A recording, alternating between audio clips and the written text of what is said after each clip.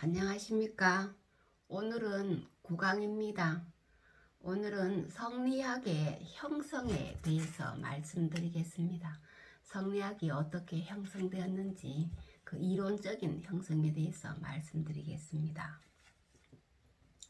성리학은 그 전개 과정에서 많은 학파와 학설을 형성합니다.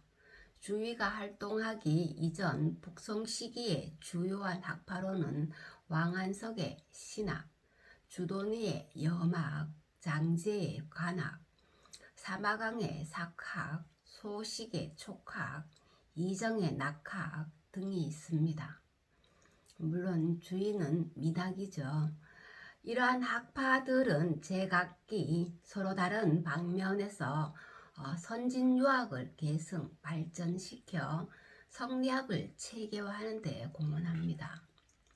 이들 가운데 주의 철학 체계의 기본 골격을 형성하는 대표적인 이론은 주도니의 태극론, 장제의 기철학, 정의의 이철학입니다.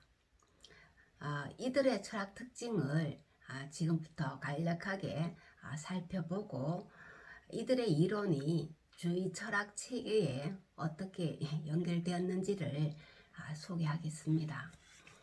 먼저 주도니의 태극설에 대해서 말씀드리겠습니다. 주인은 주도니를 성리학의 선구자로 평가를 합니다. 주도니는 북송 시기의 철학자입니다. 1016년에서 1073년까지 살았던 북송 시기의 철학자입니다. 세상 사람들은 그를 염계의 선생이라고 불렀습니다. 여산의 연하봉 아래에서 염계의 서당을 짓고 강학하였기 때문에 염계의 선생이라고 불렀습니다. 염계는 그의 고향집 서재의 이름입니다. 본명이 돈실이었는데 돈독할 돈자에다가 열매실자 돈실이었는데 후에 황제 용종의 이름을 피하여 돈이로 고쳤습니다. 주돈이가 된다. 원래는 돈실이었는데 돈이로 바꿨다는 것입니다. 용종은 중국 북송의 5대 황제입니다. 처음 이름이 종실입니다. 마루종자에다가 열매실자. 그래서 종실의 실과 돈실의 실이 이름이 겹치죠. 그래서 주돈이가 실을 피해서 원래는 돈실이라고 하였는데 이때의 실을 피해서 돈이라고 하였던 것입니다.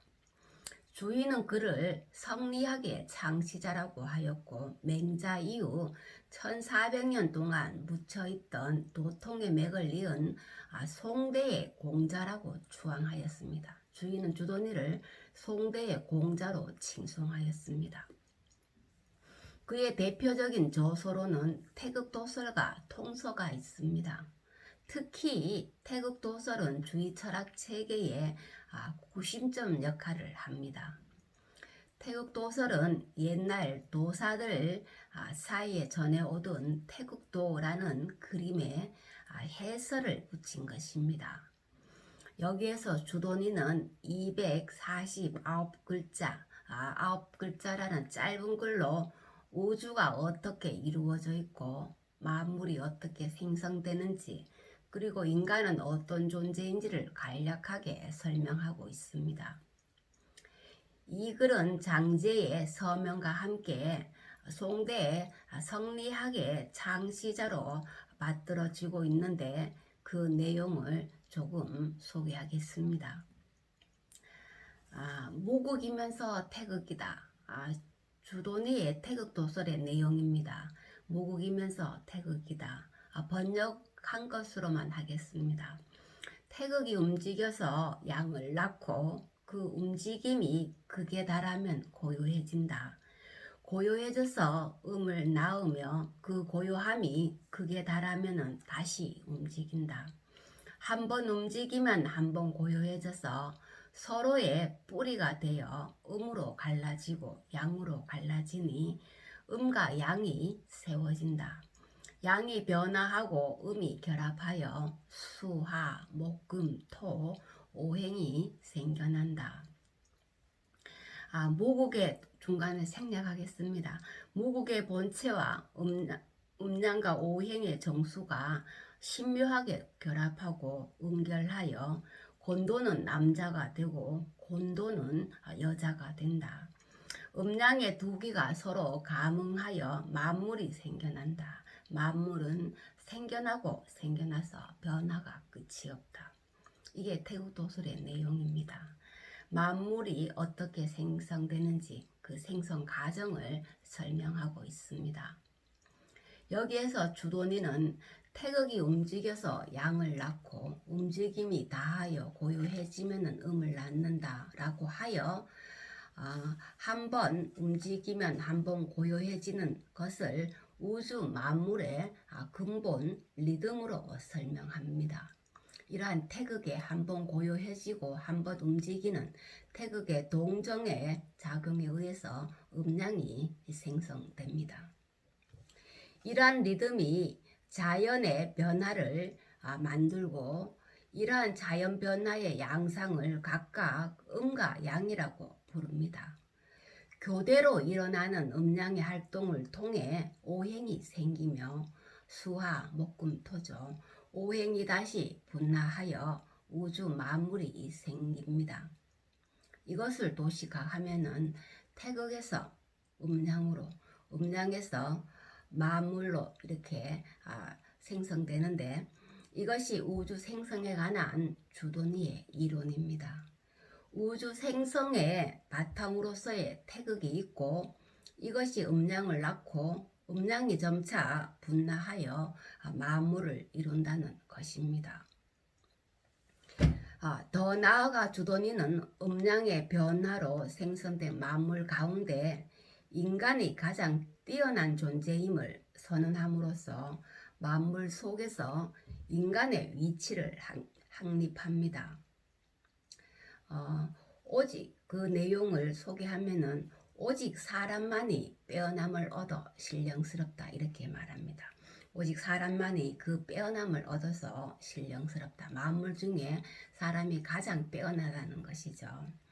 인간이 형체가 생기고 정신이 지각을 발휘한다.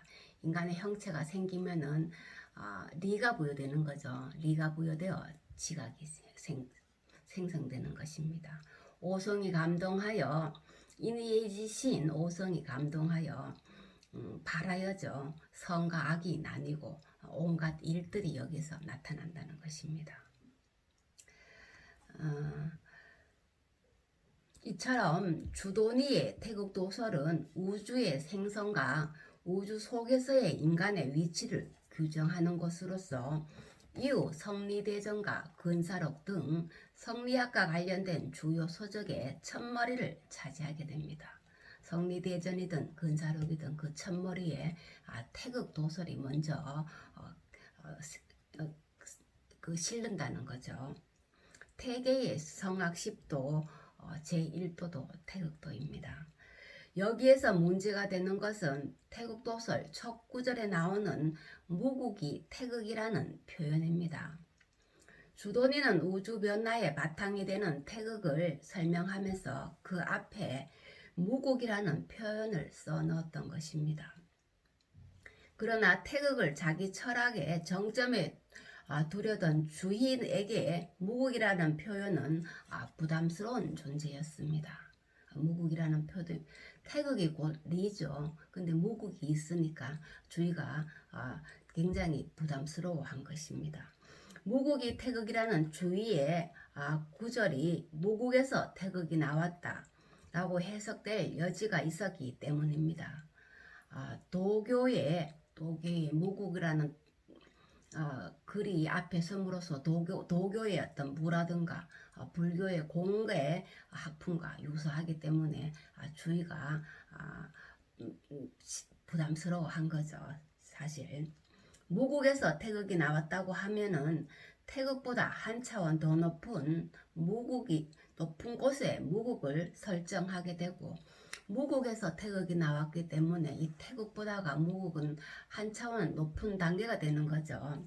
이렇게 되면은 무에서 유가 생긴다고 하는 도가 사상의 관점과 비슷하게 됩니다. 그리고 무국에서 태극이 나온다고 하면은 이때의 태극은 하나의 구체 사물이 되는 거죠. 본체 개념이 아니고 구체 사물이 된다는 것입니다. 그래서 주인은 반대하는 거죠. 도가 사상에 비판적인 태도를 취하던 주인은 바로 이 점을 피하고자 했던 것입니다. 주인은 존재하는 현상 세계의 모든 것은 리와 기의 결합으로 이루어져 있으며 태극은 리의 다른 표현으로 간주합니다. 태극은 곧 리라는 의미죠. 태극은 모든 리의 총합 또는 리 가운데서도 가장 으뜸가는 리를 의미합니다. 따라서 우주는 태극으로부터 시작되며 태극은 만물의 근원이면서 동시에 도덕 가치의 원천이 됩니다. 주인은 태극을 최고 개념으로 보아 태극 앞에 또 다른 차원의 무국을 설정할 수 없었습니다. 그래서 주인은 태극 밖에 무국이 따로 존재하는 것이 아니라 무국이란 단지 태극을 수식하는 또 다른 표현이라고 해석합니다. 무국은 어디까지나 태극을 수식하는 형용사적 의미라는 거죠. 태극의 의미의 무형적인 의미를 무국으로 설명한 것입니다. 태극은 우주 만물의 최고 원리로서 존재하지만 소리도 없고 냄새도 없는 말 그대로 태극의 성질은 감각 세계를 초월한 영역으로 형체가 없고 고정된 모습이 없다는 의미에서 무국이라는 표현을 붙였다고 이렇게 설명을 합니다. 무국이 태극이라는 이 5글자는 한 글자도 보탤 수도 없고 뺄 수도 없다는 것이죠. 이 5글자에 담긴 뜻이 태극의 바깥에 따로 무국이 있다는 것이 아니라 무 가운데 스스로 이치가 있다는 것입니다. 다시 말하면 형체가 없어 눈으로 볼 수는 없지만 그 이치는 있다는 것입니다. 이것을 무형이 유리라고 합니다. 형체는 없지만서도 이치가 있다. 무형이 유리라고 이렇게 해석을 합니다. 주인은 무국이 태극을 다음과 같이 이렇게 해석을 합니다. 태극이라는 것은 음양오행의 이치이지 그것과 별개로 태극이 존재하는 것은 아니다. 이치의 측면에서 보면은 형체를 가진다고 말할 수는 없지만서도 이치는 형체가 없는 거죠. 눈으로 볼 수가 없는 겁니다. 사물의 측면에서 보면 없다고도 말할 수 없다. 그렇지만서도 이치가 없는 것은 아니라는 거죠. 결론적으로 무국이 태극은 형체는 볼 수 없지만서도 이치는 있다는 것을 말한다. 이렇게 해서 주인은 주도니의 무국이 태극을 형체는 없지만서도 이치는 있으므로 이렇게 해석을 합니다. 주인은 형체는 없으나 이치가 있다는 리의 2가지 상반된 성질을 설명하기 위해서 무국이 태극이라는 표현을 썼다는 것입니다. 무국을 말하지 않으면은 태극은 하나의 구체 사물과 같이 되어서 온갖 변화의 어떤 근거가 될 수 없다는 거죠. 또한 태극을 말하지 않으면은 무국은 아무것도 없는 텅 빈 상태가 되어서 만물의 근원이 될 수 없다는 것입니다. 때문에 무국과 태극을 함께 말하였다고 이렇게 주인은 해석을 합니다. 다시 말하면 무국 뒤에 태극이 생겨난다거나 태극에 앞서 먼저 무국이 있다는 말이 아니라 현실의 감각 세계를 초월하는 태극의 어떤 형이상학적인 의미를 해석하기 위해서 무국이 태극이라는 표현을 하였다는 것입니다. 리의 태극의 어떤 형이상학적 해석, 태극은 이치죠. 이치이기 때문에 형체는 볼 수가 없다는 것입니다. 우리가 그렇기 때문에 그것을 무국으로 표현하였다는 것이죠. 오늘은 여기까지 하겠습니다. 다음에는 주의와 육구연의 무국태극 논문에 대해서 마저 말씀드리겠습니다. 감사합니다.